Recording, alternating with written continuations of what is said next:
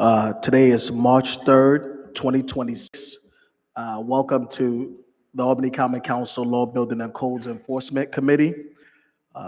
Present today, we have Councilmember Jones, Councilman Robinson, Councilmember Brody, Councilmember Keegan, and myself as Chair, Owusu.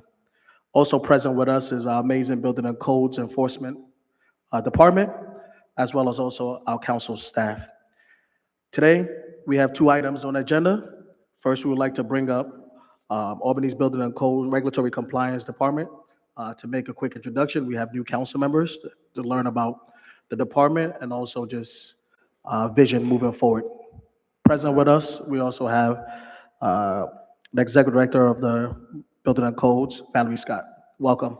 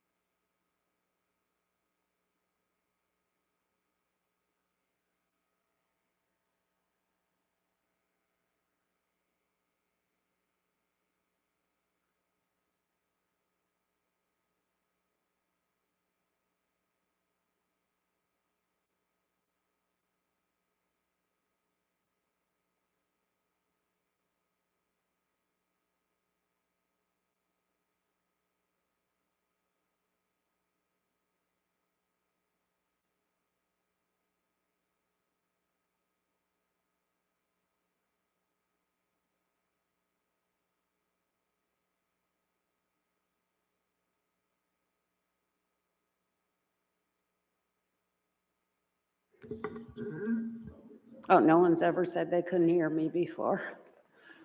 So I thought it would be helpful for you guys to see what we are presenting to the community as we work to build a closer relationship with them.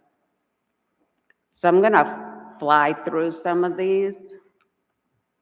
Our mission statement is to help ensure and promote health, safety, and quality of life for city residents, and to help protect the public, visitors, and investors through the enforcement of the city and the New York State Uniform Building Code. We achieve this by being effective, efficient, and transparent, and that we are definitely, working to reinforce that we are here for people's protection, not to be weaponized against them. So a brief overview of our department structure. We are part of the Department of Neighborhood and Community Services, of which is headed up by Commissioner Andrews, and then that's the way things fall into line underneath our department. I don't know if you visited our Meet the Team page. We have all of our inspectors and support staff on there with bios and with pictures so people can verify if there's any question who we are and what we do. So I invite you to visit our webpage to read more about each of our teams. We have 6 construction inspectors, which answer to the senior building inspector, 7 code inspectors, which answer to the senior code enforcement inspector, and 5 members of our support staff supervised by the senior clerk.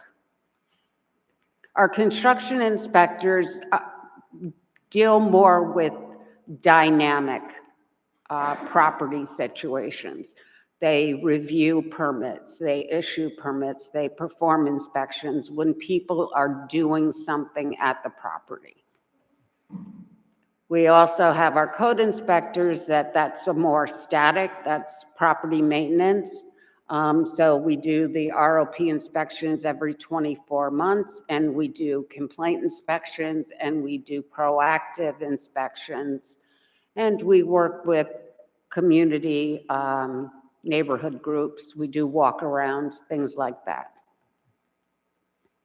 Our support staff is the staff that's in the office that handles the backbone of our office. They take in permit applications. They handle the registries, of which we have a few, and they assist in the licensing. We license quite a few. Plumbers, electricians, elevator installers and inspectors, as well as third-party inspectors. Common Council interactions. We like to have a good relationship with the council and its members. If you have any issues in your neighborhood, please bring them to our attention. If you would like to have a walk around done in a specific area of your neighborhood, we're more than happy to be a part of that. There are other departments usually involved, DGS, APD, depending on what the concerns are in your neighborhood. The construction process. The big question we hear is, do I need a building permit? And the answer, more yes than no, you need a building permit. We're not here to make your lives difficult. There are regulations that come down from the state that says what needs a permit and what doesn't, and then the city has its own additional requirements sometimes. So we're not here to be a pain in the anywhere, but you know, we do have to do what we have been charged to do. I don't know if you know the way code enforcement, we say code enforcement, and that encompasses our building inspectors. We're all certified by New York State.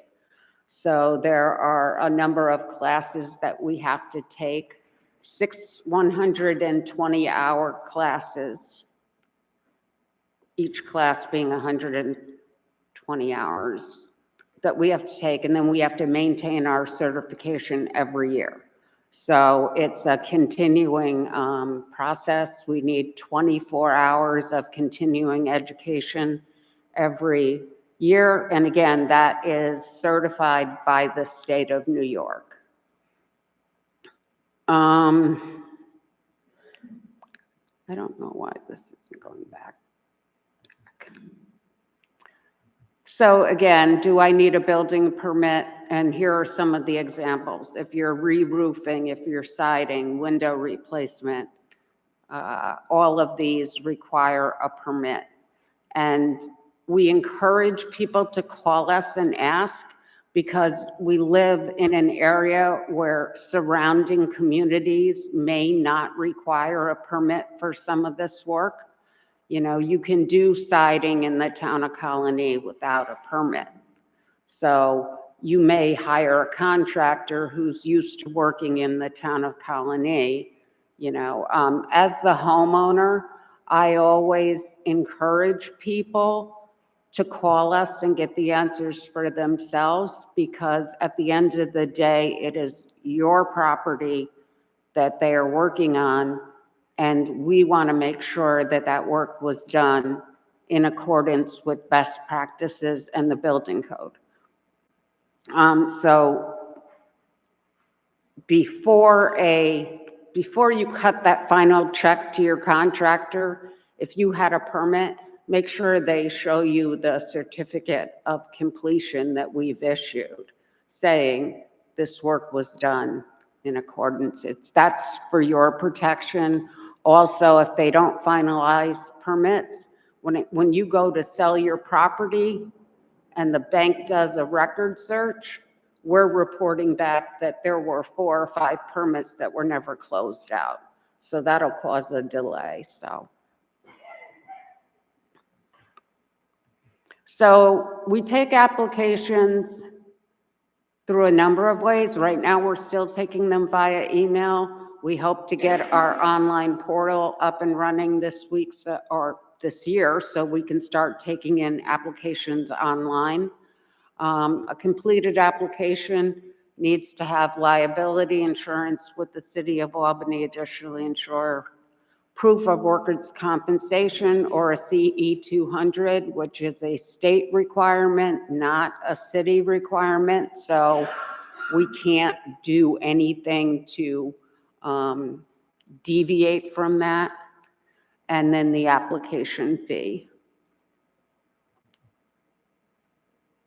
Some of the things may need pictures. If you're doing any work in a historic district, if you are replacing your windows, we just need a snap of where the windows are going and the current, like the front of your house, and windows are going here, here, and here. It's nothing complicated. It's nothing that you have to have professionally done or anything. Very, very simple, and most of that is we're passing that information along to the planning department. Now, you may need drawings by a New York State licensed professional. Unfortunately, you can't come in and say, I'm putting on an addition and here I drew this myself. Unfortunately, it has to have stamped and signed plans.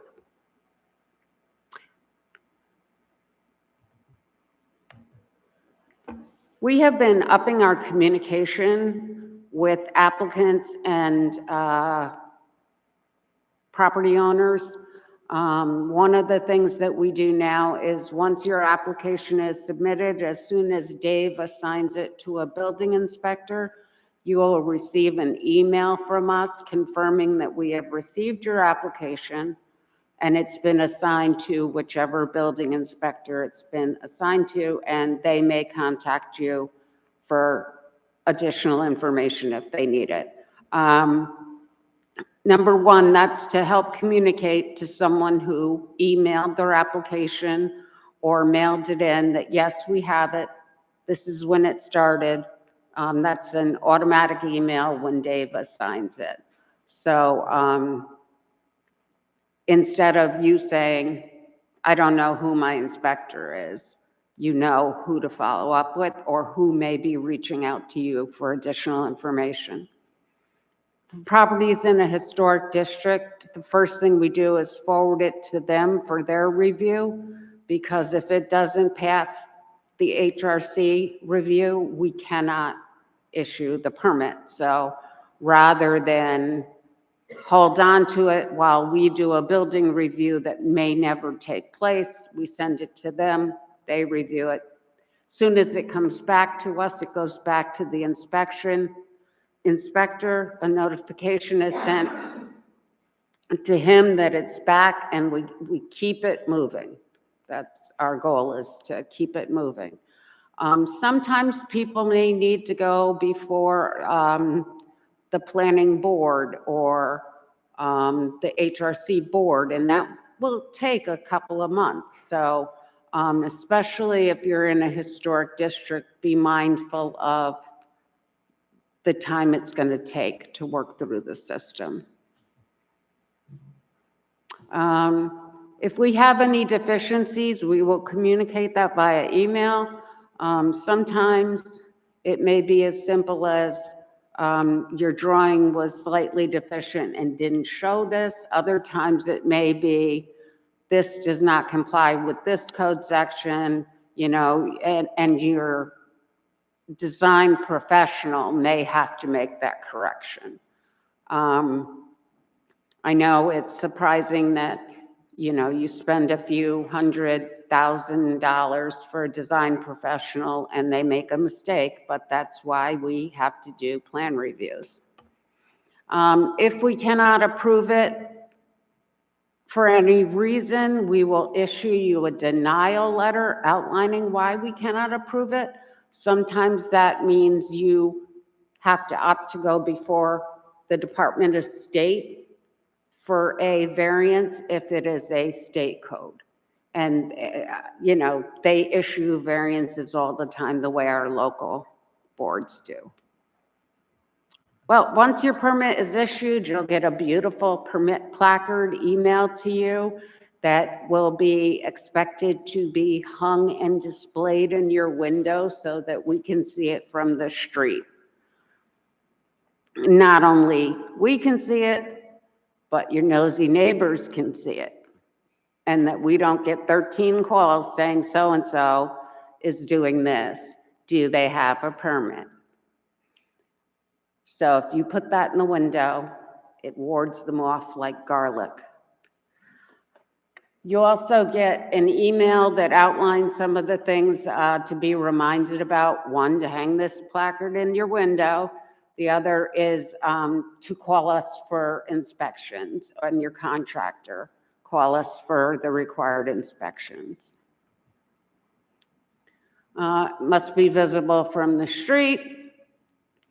You or your contractor have to call us to request an inspection. We're not going to proactively know that you have reached the framing portion of the job and we should come out. And as I stress all the time, it's a good idea to get a copy of the certificate of completion or CO that is issued upon finalizing permits. Print it out, throw it in your insurance file, whatever file you may have, so that if something happens in the future, you have that to refer back to. Now, I wanted to say we brought sexy back, if you consider ROP reminders sexy, but I went with ROP reminders are back. We now do a 30-day reminder for an upcoming expiring ROP, and we do a 60-day reminder. So you will get 2 reminder emails for the price of 1. I thought there'd be fanfare and applause over that. I mean, ROP reminders. I just sent out the second batch last night, and they run overnight, and I have a control in there that I CC my blank CC my personal email, so I know they're being delivered outside of our system. So 3 o'clock in the morning, when 400 emails dropped, it sounded like a casino with slot machines in my house, between my phone and my iPad going off. So they work.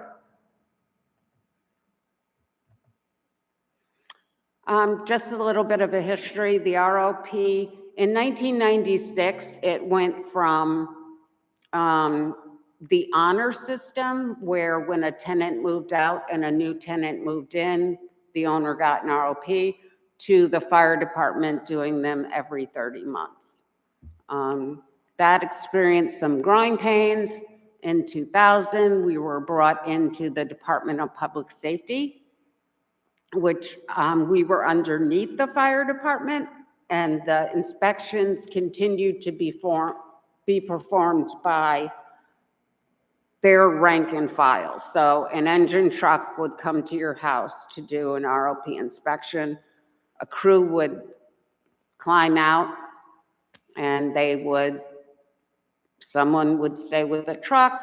You might have 3 people, trouncing through your house. So in 2012, it was determined that it would be better served to go back to civilians performing ROP inspections and code enforcement.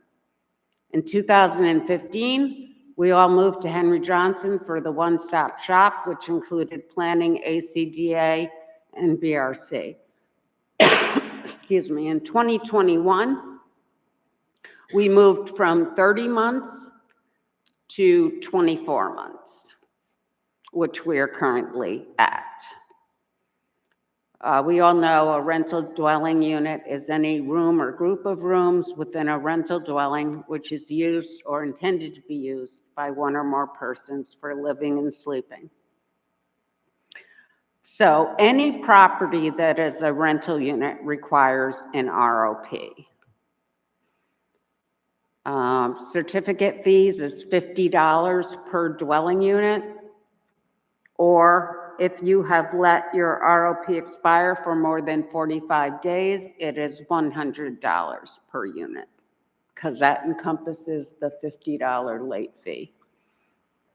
If we come out and we site inspections, we come out and we do 1 re-inspection for free, and then every reinspection after that first is subject to a fee of $50 per unit inspected. If someone does not appear during their scheduled time, it's $50 per unit or $300 max. If they cancel less than 24 hours, it's $50 per unit or $100 max. Those are all outlined in the city code. They're hard-coded fees. So the reminder email that I spoke of, at a 60-day, you'll get a friendly reminder that your ROP is expiring within 60 to 90 days. It'll tell you when your last ROP was issued and that it expires 2 years from them. I'm working on doing the calculation of the issue date plus 24 months, but I'm not there yet. So you get the issue date expires 2 years. So I am hoping to have that more firmed up, but, and again, you get a 30-day notice. And right now, these are emailed out. As I said, they go out overnight. I don't know if I'll be making that mistake again next month. We might have to get a noon time. So once you get your ROP is expiring or you have a new rental unit, it all starts with filling out the RDR, the rental dwelling registration form. Once completed, it can be emailed to us, mailed in, or turned in person in our office. Some of the common mistakes that people make, they do not complete the emergency contact information. For those of you that have been on the council, you know why we collect this information is for the placard that is supposed to hang inside of every rental property. So it's not only for our information, it is for the information of the residents and visitors to that property. Again, please don't forget to sign it or we'll have to send it back. Again, we take these in person, postal mail, or via email. Once we receive it, you will receive a confirmation email that your ROP inspection has been scheduled for, if not the time that you indicated and the date that you indicated, we've had a previous phone conversation with you shifting it around. So you will get a confirmation your appointment is on this date and time.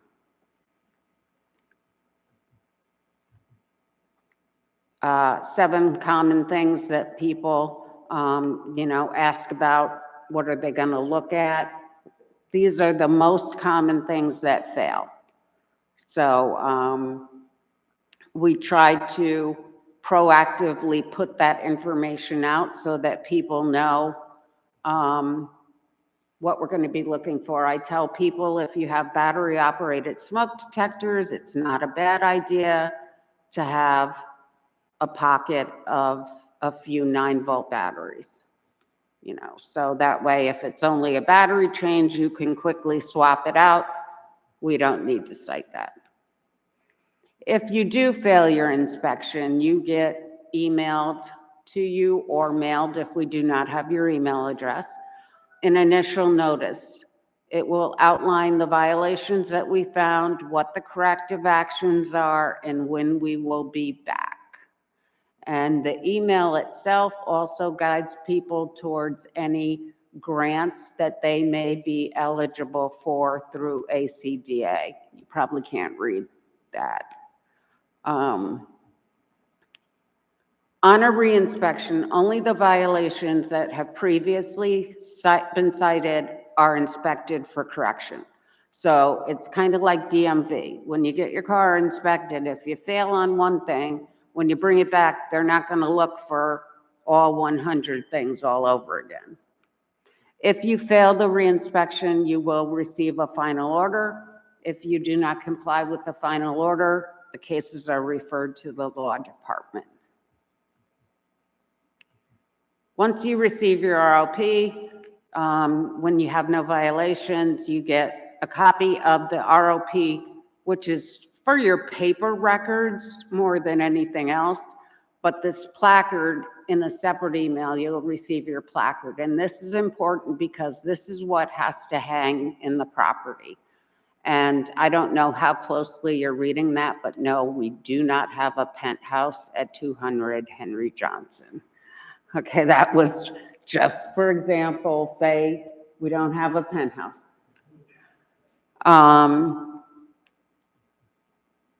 Exemptions. We do have exemptions for owner occupied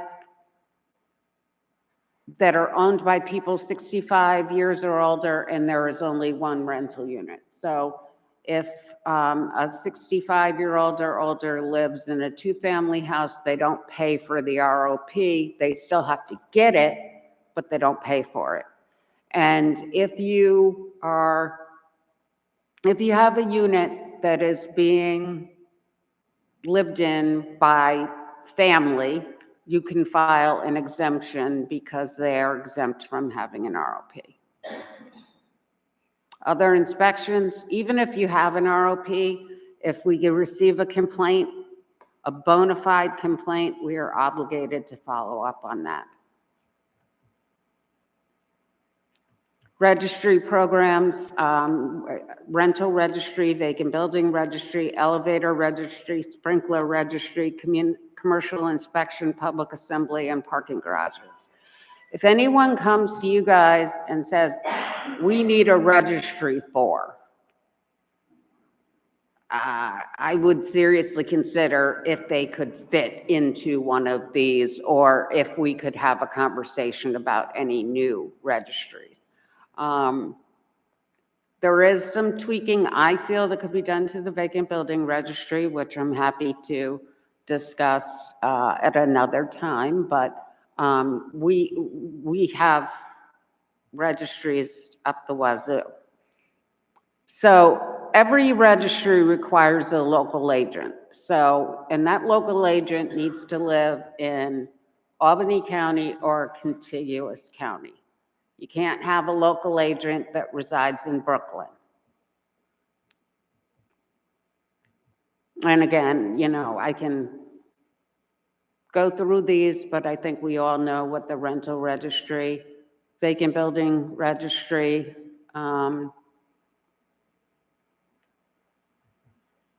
sprinklers are required to be registered annually, and they have to certify that they are being inspected in accordance with NFPA, and they have to have their paperwork available for our review at any time. Same with elevators. Elevators get issued, every elevator gets issued a certificate of operation. Again, that has to be publicly available. Parking garages are a little bit different. That requires the owner to hire a New York State licensed professional to do an assessment. Every 4 years, it's a cursory cosmetic inspection. On the 5th year, it has to be a more depth assessment, and this is required by New York State. New and planned items. One of the things that we've already implemented is waiving the stop work order fee for 48 business hours to allow for the applicant to apply for the required permits. So rather than them having to apply for a waiver, we automatically waive them for 48 hours. We are developing permit application tools for small businesses so that they may not have to hire an architect or an engineer. And Dave Lucier has been taking the lead on that. Thank you, Dave. ROP expiration emails, tracking the expired and expiring ROPs for citation and follow-up. I'm sure you read the article in the paper about how many we started with and where we are now. We are whacking away at that very vigorously. I will share a concern that there may come a time that bottlenecks at the court stage due to scheduling. So that's something that, we're trying to work out. And then Saturday, ROP inspections upon request. So that's been what we have done in the last 2 months. Some of the things that we hope to do this year are our citizen self-portal to allow for online payments, online permit and registration submissions, so they're no longer being emailed and people will have a more live time interaction. We're looking to do social media and video information and training sessions. We will be presenting at the April 2nd Neighborhood Academy.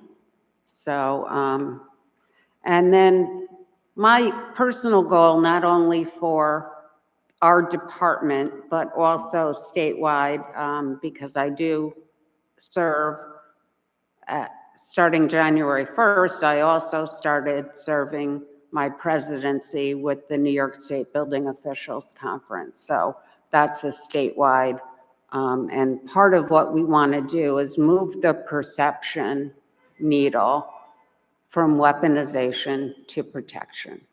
We want people to know and feel that we are here for their protection. And we're also looking to recruit younger people, because no 6-year-old that I've ever spoken to has said, when I grow up, I want to be a code enforcement official. I think because they don't know what we are or what we do. So thank you for your time. Thank you for having us here. And if you have any questions, we will be happy to address them. First, just want to thank you for your comprehensive presentation. First, I have a comment. Just want to thank you guys for the Pine Hills Walk that we usually do with the Codes Walk. It has really made an impact in the Pine Hills neighborhood, and we continue to.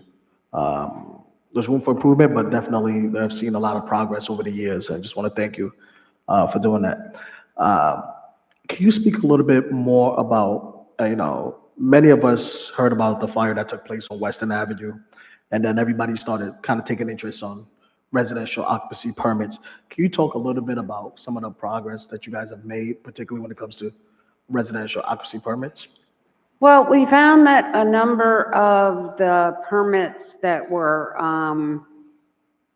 considered expired on a deeper dive were no longer rental properties. There were some that were single-family properties that were previously rentals that have since been sold and the owner resides there. We found that there are a number of people who want to comply, so they have been scheduling their inspections and moving through the process. I cannot speak to whether or not there was an ROP contributed to the fire in any way. That has not been determined to be the case. However, everyone should know that the property that they are living in meets the minimum standards and that they've been inspected. We've encouraged people all along to check the portal, see if your property does have an ROP. If it doesn't, let us know. But this has been a proactive taking a look at everything that was done in the past that expired, whether recently or a few years ago, and going back and revisiting. Thank you. And now I'm going to open up to questions from committee members. First, Councilmember Robinson. Thank you. Again, Ms. Vowley, say congratulations on your appointment. And you mentioned something that, is very important that I feel that you said that you are not trying to use the department as weaponization, and how you want to be, you know what I'm saying, as transparent to the community members as possible. And I see the morale in your department, you know, is like night and day. From your from your code enforcement officers, when they come amongst property owners that is in violation, to the way they conduct themselves, unto, you know, just the front line workers that you have at, you know what I'm saying, the front of the office. I noticed that they are, you know, very pleasant. They are very community centered, and I commend the department for that, because that's very important, because from times in the past, you know, residents is afraid to come in front of the code enforcement because they know, or they have known that, you know, it'll be red tape, you know, it'll be personalized, and it would just, you know, they would just feel that they'd rather do it than come before the code department. So I had seen firsthand the switch and how the department operates.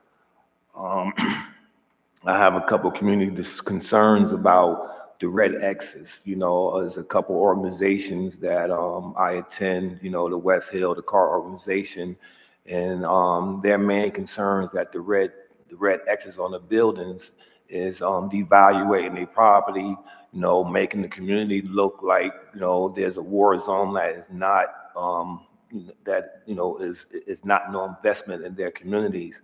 And they are asking me to see, and, you know, we are, you know, just studying, because we know that there's the state requirements that that's involved, that seeing that if the red X's, you know what I'm saying, can be replaced by some other type of placard that's not so visible to, because we know we want to make sure we have the safety of the first responders, just in case something happened, you know what I'm saying, to these properties. But just the red X's that's all through the community is a concern of the residents. And you know, they just, you know, want to see if there's a path forward, that instead of the red X's, it probably can be a small plaque, just as it is with the ROPs, that's, you know, has to be placed inside, you know what I'm saying, the property, letting the people know that the property does have the ROP on it. Well, I mean, I would encourage, there's a number of things. It's a very complex issue. Number one, the placard size and determination is governed by the state code. So we can't move to a smaller placard. However, I do not think that the number of properties that have the X's would have X's if we were afforded internal access. We have to, and we don't determine that, the fire department does. But they're erring on the side of caution. If we cannot see what's inside, they're assuming it to be maybe worse than it is. So affording access into those properties could turn a red X into a slash or just an empty box. You know, right now it's being based on what they can see from the outside. So. Yeah, but through doing research through other municipalities, some of them does not use the red X as far as, you know, the first sign that, you know what I'm saying, the building may be, you know what I'm saying, have some type of structural damage to it.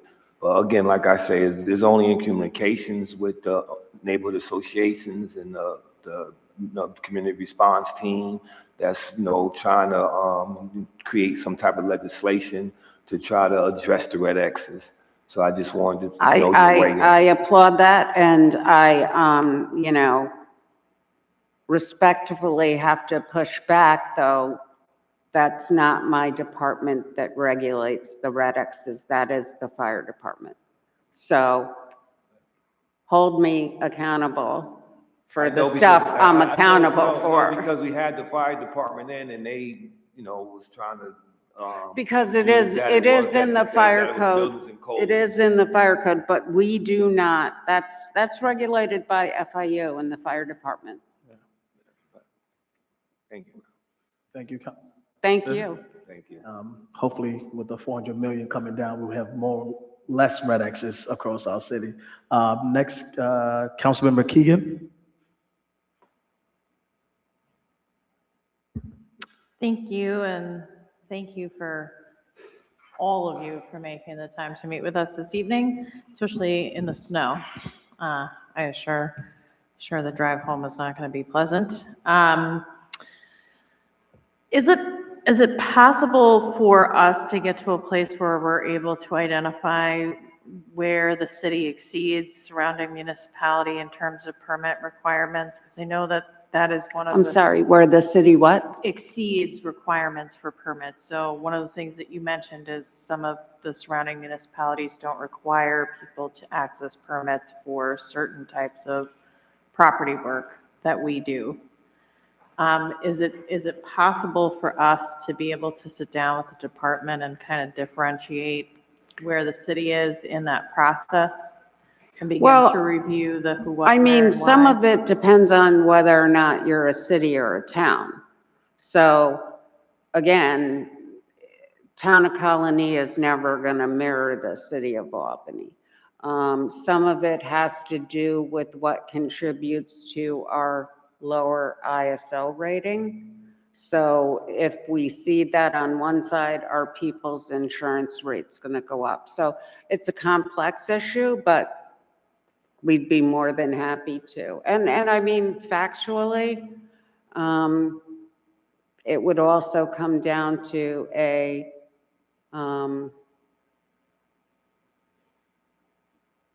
maybe a financial, how much revenue does this bring in? How are we going to offset that? Not we. I fully understand. I'm just saying these are all part of the conversation. So. I just, from my perspective, want to also ensure that we're not unnecessarily regulating and being prohibitive to redevelopment, particularly in certain neighborhoods, by over-regulating, if that makes any sense to you. It makes sense to me. However, I'm not sure that it is an over-regulation on our part or not an under-regulation on the town's part, but the dynamic of the towns are different. You have larger separations between properties. You have, so there are reasons why some things are not required, and also too, it's a give and take. I don't need a siding permit, but no one comes and picks up my garbage without me paying for private collection, in the Town of Colony. So, there is a kind of, if you take, what do you give kind of thing. But No, yeah, it's definitely again, worth a discussion and comparisons. That's kind of where I'm getting at, is can we start to work on that analysis, even if it doesn't end up in us deregulating certain things, to really have a full picture on that process. And then my second question, so you had sort of mentioned we're in the process of tackling the RFP backlog. Do we anticipate needing additional staffing resources? Not staffing, we're going to need additional court time. Okay. Sorry. Court time. We're going to Which is need something I additional know court time. Court When you time. and I first met, we were working on court time. Are we looking at potentially needing to ask OCA for additional court time? Okay. I don't know. I'd rather really have Rob answer that question, because I don't know if the chances are better of OCA giving us court time, or if we were able to set up an independent housing court the way the city of Buffalo has. I don't know. We're going to have to go some way. Again, I'm happy to sit down and I know Yeah, that we. I mean, we- I really don't want to say OCA when it might be a better way that he knows of. I know that we discussed this early on in my last term between Corp Council, Building and Codes, to discuss the backlog that we had and challenges we had in prosecuting codes cases. And that ultimately, that discussion resulted in, and for those who are listening, when I say OCA, I mean Office of Court Administration, sorry. OCA granting us additional court time with. Vacant buildings. Yeah, I think they issued or sent a judge from Waterville to specifically hear the city's cases. And that was very helpful because originally we were sharing court time with tenant landlord Disputes. We also are still requiring, and one of my questions is around license reciprocity for all the various things that we require for folks to be licensed specifically by the city. Are those always just municipal licenses, or is there also an overarching state licensing process for those folks?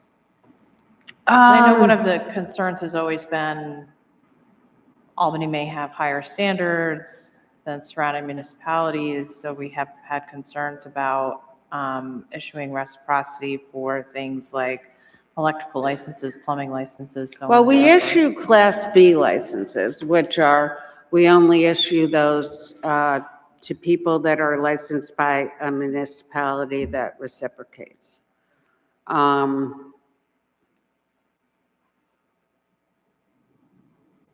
I know of state licensing for elevators, but that's it, not electricians or plumbers. Yeah, I don't know of state licensing for that. And then my last question kind of goes back to Awusu's comments on the fire on Western Avenue.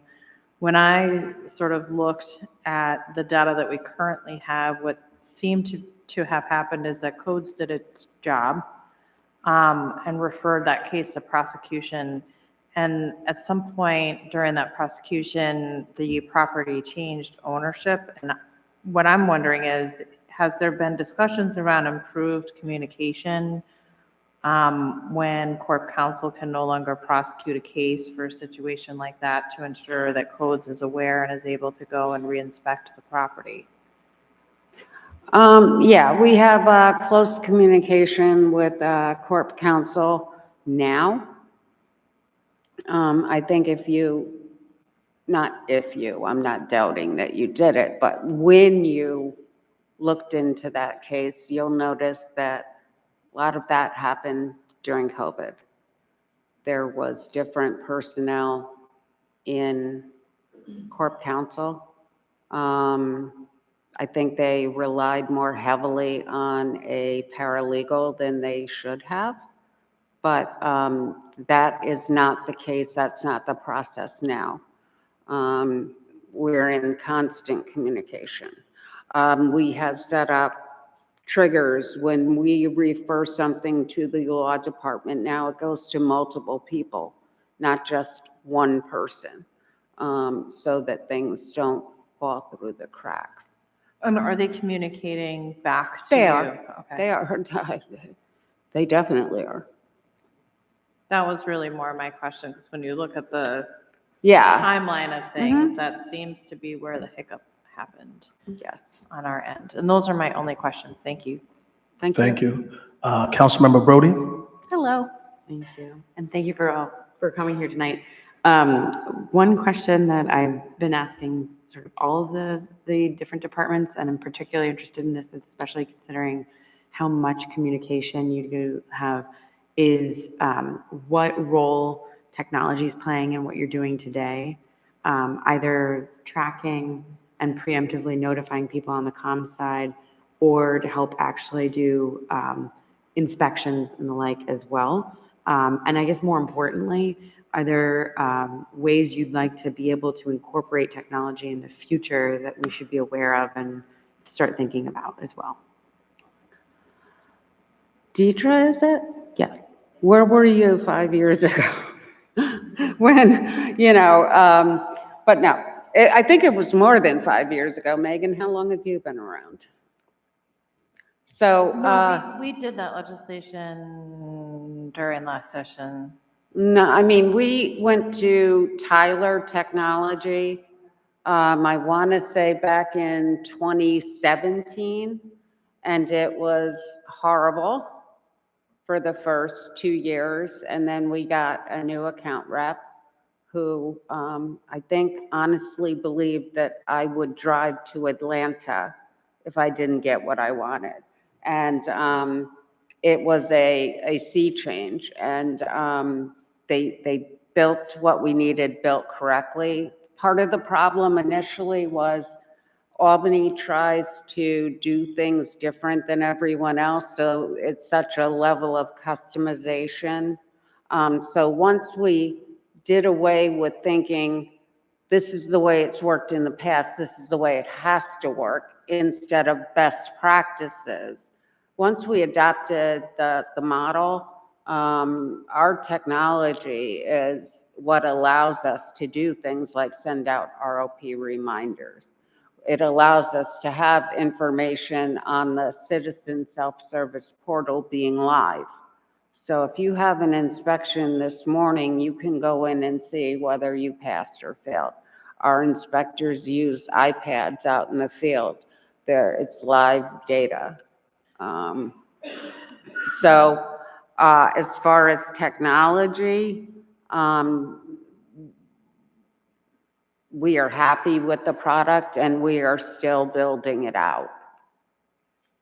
And So all of the forms for all of the myriad different applications, whether it's licensure or permitting, et cetera, are those still PDFs that Yes. people are filling out? they currently are, but as we bring more onto the portal, they will become, you're guided through the process and you're filling it out online. Is that contracted work already? Yes. Okay. Yeah, so that's already part of the citizen self-service portal. We are building that out, and we are, one of the things right now, the last component is we have to be able to take the online payments. And the city's financials are in Tyler in a different module. So until they upgraded last year, we weren't able to hub it together. But now that the financial side has been updated, we're moving along. Do each of the departments pay for their own licenses for Tyler Technologies? Depending on the module. We have EPL, which is Enterprise Permitting and Licensing. The financial side is in Tyler, New World, whatever. But we pay for our own module. And if like you wanted to onboard another department that's not supported through EP&L, you'd have to. Sure. So, yeah. Okay. I work for a tech startup that specifically serves government. So I'm keenly aware of some of the struggles that you're talking about. So Thank you. Yeah, and I would love to work more to understand some of the nuance of what you guys are looking at doing as well. Especially if there's a single vendor that's serving multiple departments, tends to be an opportunity to push back on the vendor and ask for either consolidated pricing or higher levels of service to meet the needs of the different modules and the users, and to really be pushing out citizen-facing functionality as well. So in an ideal world, right, like if I'm trying to be a licensed plumber, there would be no paperwork. It would all be done from my phone. And that technology exists. It's just a matter of being able to make sure it works for us and we're implementing it the right way too. Thank you. Yeah. Thank you. Do you have anything? And then just, any council member have any other questions? Okay. I just wanted to add on to my colleague Keegan when she said about the regulations of certain permitting process. There's a lot of concerns that my constituents have as far as them, buying a home, paying taxes on the home, and try to put a new window in, a new door, paint their house. And this is home ownership. They're not using it for rentals and so what, but they have to go through the process, of paying every thing. So is that a legislative process, or can we begin discussions to try to Some see of them what's- are not, no. I mean, the energy code regulates, the windows and things like that. That's on a state level. I mean, I deal with every day, telling people what they can do with their own property. And it's not an easy job. You think, I bought this, I can do whatever I want. And unfortunately, we have state regulations. We have, not so much city regulations if you're not renting out your property. But I mean, we have things that are, do I believe, overregulated? I wouldn't argue with you if you use that word, but it's not at the city level, So, and unfortunately, all we can do is enforce the laws that are on the book.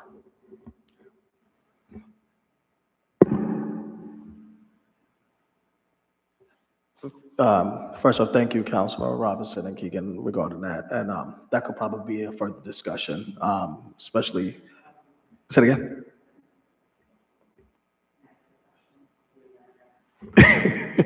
Go right ahead. Just one more. I know we've had some emails about this, and this comes up on Lark Street in the context of the accessory entertainment license quite a bit. The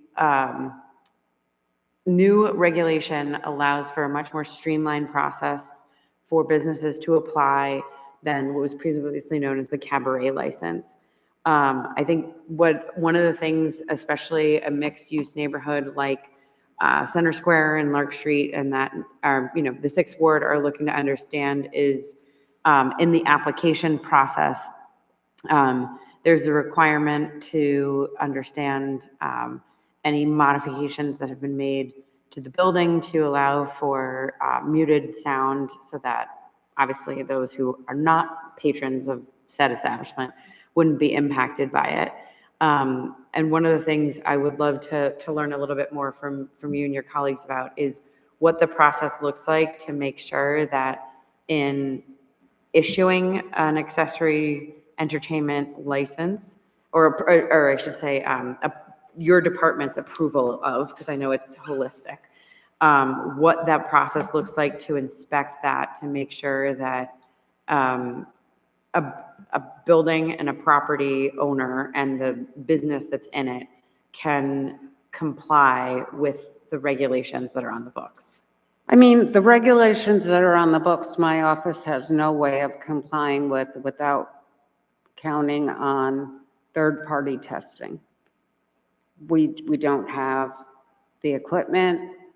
We don't have, the know-how in noise control. So we would have to say it has to be a third-party inspection company doing it. We don't have the knowledge or the equipment. We don't enforce the noise ordinance, so we don't have anything. It's not part of our certification, our training, so we would have to depend on a third party providing information. Thank you. Just want to, before we close, just want to if you could just share with us just like morale within your department and also the staffing levels. Are you fully staffed or? We are not currently fully staffed. We're down one building inspector, one deputy director, and an unfilled plan examiner. Morale, I think, as far as the people that are here and how they feel about their jobs is doing well. We have been hit with a couple of personal staff illnesses that hit us hard. But as far as the job and embracing the new way forward, everyone, the first day I met with the whole staff, I said, look, I'd like to make it very simple. I want you to talk to everyone as if they were your mother, your father, your brother, or your sister. And assume that you like your mother, your father, your brother, and your sister. So give everyone the same respect you would want afforded your family member. I have no problem. If we have to move from A to B and we need to reach B, we are going to reach B, but how we get there can, differ between the needs of the person who has to get there. But, that's my attitude. That Southern, you can tell someone anything you want as long as you know how to say it. You have to respect people. And I think that everyone feels the same way and that we're getting there. Are they making fun of me behind my back? No, no. Well, just want to thank you guys for all that you do for our city. And, thank you for your continued service to the city. And I know that budget season will be coming, so please don't hesitate to reach out to us if there's any requests as we move forward. So thank you all so much for the work that you do on behalf of our city. Thank you. And thank you for having us. And I know you have more you want to Thank you. say.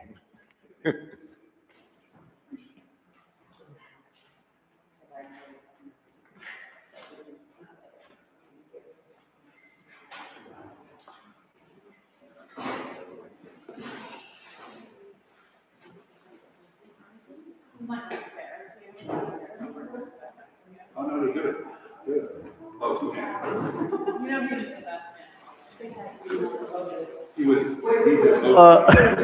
Councilman. Oh, we still have one more. All right. All right. No. I was just talking about Councilman Robinson. Seemed like he was ready. You know what I'm saying? We have one more. Yeah, we have one more on the agenda.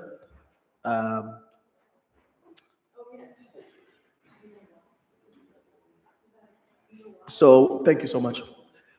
So next on our agenda is ordinance 12126. This ordinance is introduced by myself, Councilman Flynn, and also Councilman McKeegan.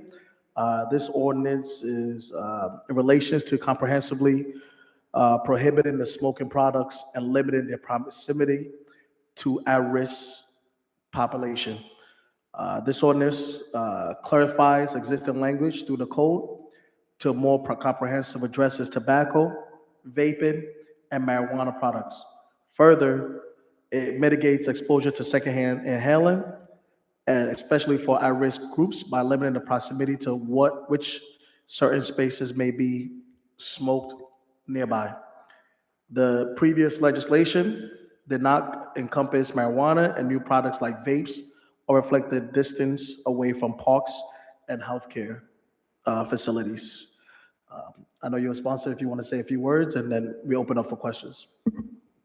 Sure. I mean, we worked with Tobacco Free New York on this legislation. It is not a significant change to what is currently prohibited on the books, and it's certainly, from my perspective, in the spirit of what we intended with the first tobacco-free legislation, but it just encompasses a broader spectrum of the types of products that bring secondhand smoke to public spaces, where we need to also simultaneously balance the needs of all members of the community and the impact that that secondhand smoke may have on those members of our community. So that's certainly the intent behind the legislation, is to be a bit more comprehensive in keeping with the spirit of the original intent of the law.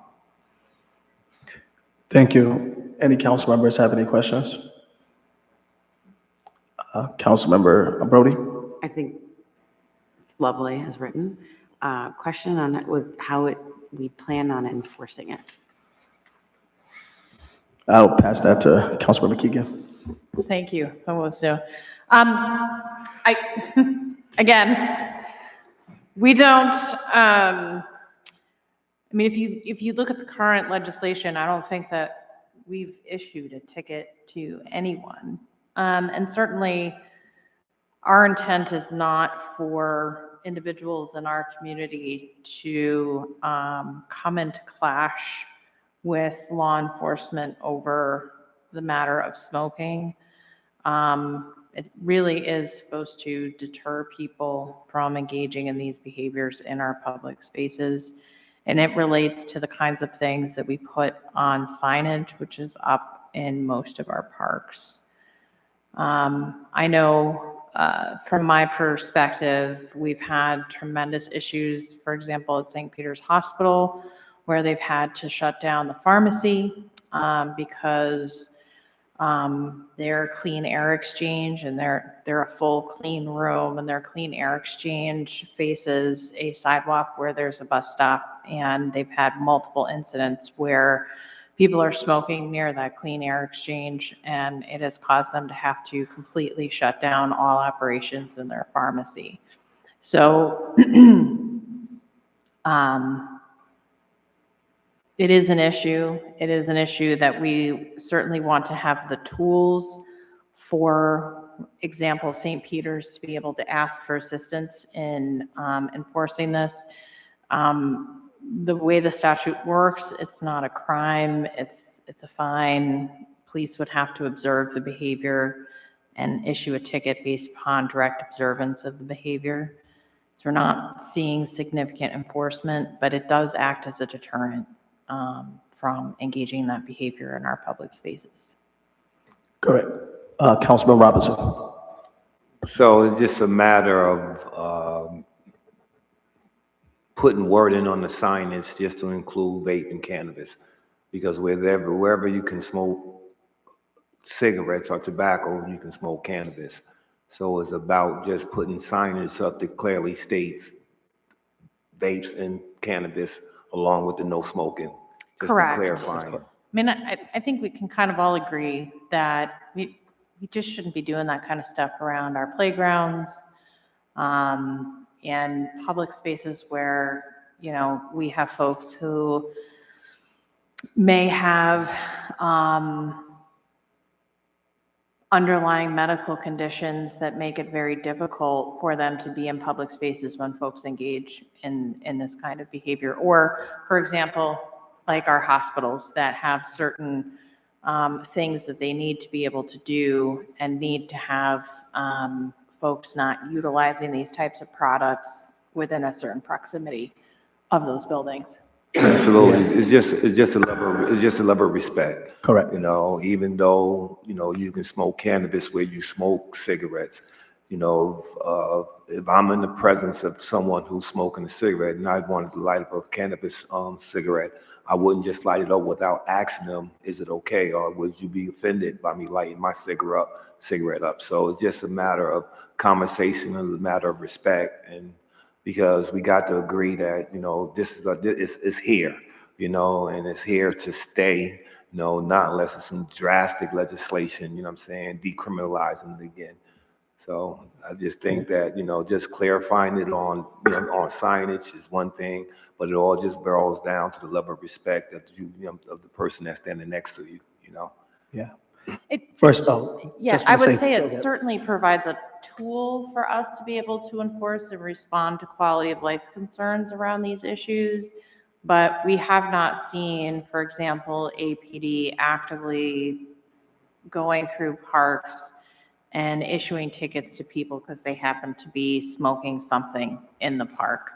And, again, certainly don't want to infringe upon people's rights to engage in cannabis consumption or roll the city back to a time where there was differential enforcement based upon race. That's certainly not the intent of this legislation. It is simply to kind of align what's already on the books with various different things that produce secondhand smoke, if that makes any sense to anyone.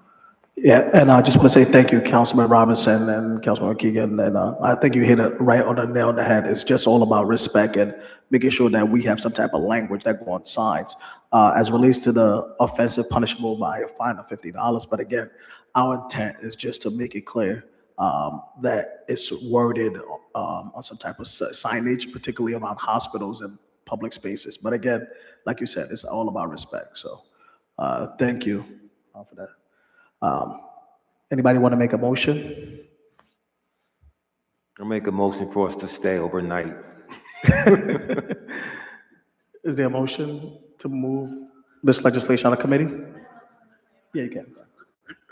I make a motion to move ordinance 12126 out of committee with a positive recommendation. I second. Seconded by Councilmember Robinson. Now we're gonna take a vote. All in favor? Aye. Aye. Nays? Abstentions? Ordinance pass. Thank you all so much for being here. Now, is there a motion to adjourn? Motion to adjourn. Favor? Aye. Meeting adjourned. Thank you all.